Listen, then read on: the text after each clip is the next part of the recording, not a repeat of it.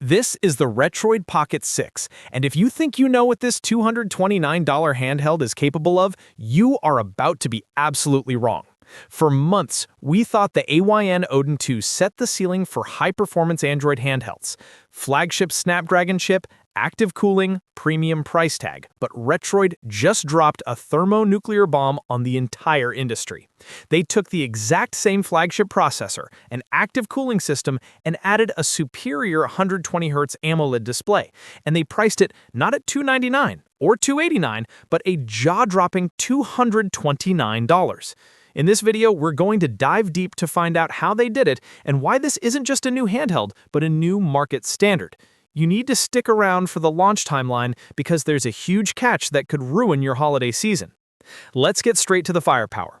The RP6 is built on the Snapdragon 8 Gen 2 processor. This isn't a mid-range chip. This is the same silicon that powers the current generation of flagship phones and its most direct competitor, the Odin 2. What does this mean for us, the retro community? It eliminates the bottleneck. We're talking about definitive, flawless emulation for PlayStation 2 and Nintendo GameCube titles. Previous chips made you settle for native resolution and frame drops. The SD8 Gen 2 provides the overhead to consistently run demanding titles at 3x native resolution. But raw power is only half the battle. This 4nm flagship chip generates serious heat. That's where Retroid's most critical engineering choice comes in: active cooling. Including a dedicated cooling solution in a $229 handheld is a massive value proposition. It's the difference between peak performance for 5 minutes and sustained performance for hours. The efficiency of this cooling system will ultimately be the one variable that will determine if the RP6 can truly match or even surpass the sustained stability of the Odin 2. They didn't skimp on the memory either. We're looking at configurations up to 12 GB of LPDDR5 RAM and UFS 3.1 storage. That high-speed memory is essential to prevent data bottlenecks and ensure fast game loading times. Powering all of this is a 6,000 mAh battery with 27-watt fast charging. That capacity is an absolute necessity to handle the power-hungry Snapdragon 8 Gen 2 and that beautiful 120Hz display. The question remains: how long will it last under maximum stress? That will be the metric we'll all be watching. Okay, now let's talk about the absolute mic drop moment: the display. The RP6 sports a 5.5-inch 1080p AMOLED panel running at 120 Hz. This is where Retroid decisively beats its main rival. AMOLED means perfect blacks and incredible contrast, a huge visual upgrade over standard LCDs. And 120 Hz? That gives us that smooth, low-latency feel for the Android 13 operating system and crucial overhead for input latency and future emulation improvements. But it's not just a portable unit. Retroid is calling this a hybrid console replacement. Why? The USB-C port supports 4K 60p DisplayPort output.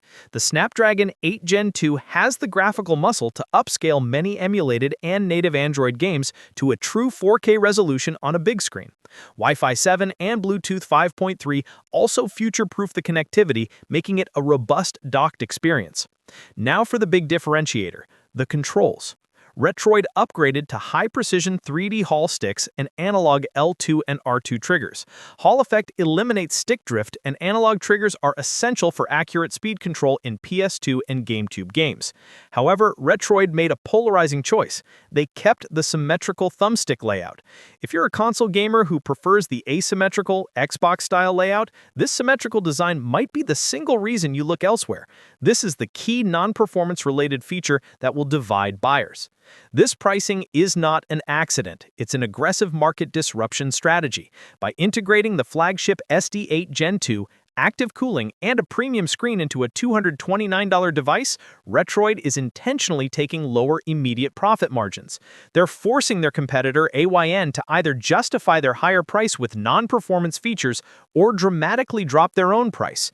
For the consumer, Retroid is the new value champion in high-performance Android handhelds. But before you pre-order, you need to understand the temporal risk. The device was announced and pre-orders began in late October 2025, but the official shipping date for the initial units isn't until the beginning of January 2026.